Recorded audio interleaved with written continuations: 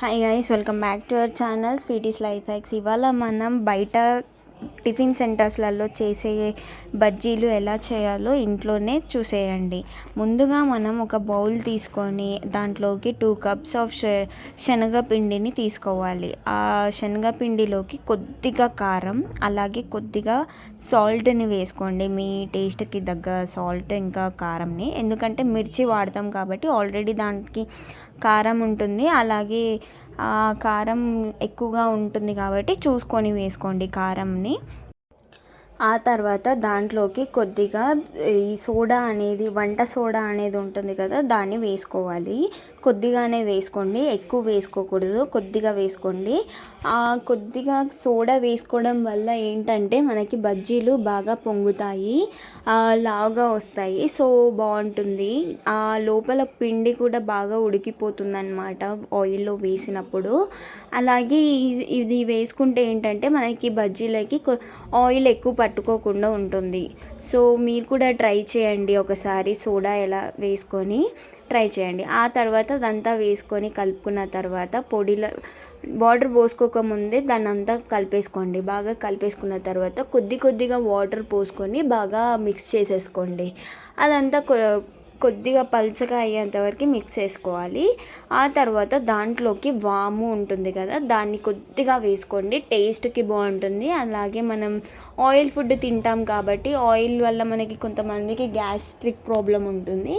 అలాంటి దానికి ఈ వాము తింటే కూడా మనకి ఈ వాముతో కలిసి తినేస్తే గ్యాస్ అనేది పోతుందన్నమాట. సో అది కూడా వేసేసుకోండి, బాగుంటుంది టేస్ట్ కూడా. ఆ తర్వాత ఆ పిండి అనేది మంచిగా కలిపేసుకొని పక్కకు పెట్టేసుకోండి. ఆ తర్వాత ఇంకో బౌల్ తీసుకొని దాంట్లోకి 1 spoon ఆఫ్ ధనియా పౌడర్, అలాగే కొద్దిగా గరం మసాలా వేసుకుంటే వేసుకోండి. అలాగే దాంట్లోకి మెంతుల పొడి, అలాగే కొద్దిగా సాల్ట్ని వేసుకొని బాగా కలిపేసుకోండి. అదంతా అది కొద్దిగా స్టఫ్ లాగా చేసుకోవాలన్నమాట. కొంచెం ఎక్కువనే చేసుకోండి. మీరు ఒకవేళ కొన్ని మిర్చి ఎక్కువ చేస్తే ఆ మిశ్రమం కొద్దిగా ఎక్కువ తీసుకోండి. మేము ఒక 10 to 12 చేస్తున్నాం కాబట్టి మేము కొద్దిగానే చేసాం. అదంతా బాగా మిక్స్ చేసుకున్న తర్వాత దాన్ని పక్కన పెట్టేసుకొని మనము ఈ మిర్చీలకి పొడువుగా ఘాట్లు అనేది పెట్టుకోవాలి. ఆ పొడువుగా ఘాట్లు పెట్టుకున్న తర్వాత మిర్చిలోకి మనము ఈ స్టఫ్ ఏదైతే ప్రిపేర్ చేసుకున్నామో దాన్ని మనము దీంట్లోకి పెట్టేసుకోవాలి. ఆ మిర్చి దాంట్లోకి ఘాటు పెట్టేసాం కదా, దాంట్లోకి వేసుకోవాలి. అదంతా ఏంటంటే మనకి టేస్ట్ చాలా బాగుంటుంది అది అలా వేసుకోవడం వల్ల. అలాగే మనము అది వేసుకుంటే కారం తగ్గిస్తుంది, దానివల్ల మనకి కారం తగ్గుతుంది. మీకు ఇంకా కారం ఉండకూడదు మిర్చి అని అంటే దాంట్లో ఉన్న సీడ్స్ని తీసేసుకోండి. మిర్చిలో ఉన్న సీడ్స్ తీసేస్తే మనకి ఎక్కువగా కారంగా ఉండవు అన్నమాట.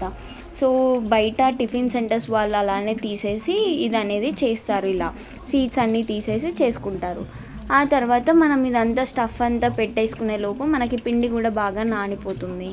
ఆ నానిన తర్వాత దాంట్లోకి మనం మంచిగా ఈ మిర్చిని బాగా పట్టించాం కదా స్టఫ్, ఆ మిర్చీలని మనము పిండిలోకి ముంచుకొని వేసుకోవాలి. అది కూడా ఏంటంటే పైన ఉండే తొడంని పట్టుకొని దాన్ని బాగా డిప్ చేసి వేసుకోండి. ఆ తర్వాత ఆ మిర్చి అనేది కొద్దిగా స్లైస్ కనిపించేలాగా, దాన్ని బాగా కనిపించేలాగా వేసుకోవాలన్నమాట. ఇలా ముంచిన తర్వాత ఇలా తీసేటప్పుడు అలా చేసి వేసుకోవాలి. ఆ తర్వాత మెల్లిగా ఒకటిగా వేసుకోండి. మాకైతే ఒక 5 పట్టే అంత బాండీ ఉంది కాబట్టి మేమైతే ఒక 5 to 6 వేసుకున్నాము. మీరు కూడా ఒక చిన్న బాండీ ఉంటే ఒకటి లేదా రెండు వేసుకున్నా మనకి త్వరగానే అయిపోతుంది. అదంతా స్టఫ్ అంతా అలాగే ఈ మిర్చి కూడా వేగేంత వరకు చేసుకుంటే రెడీ అయిపోతుంది. Please subscribe.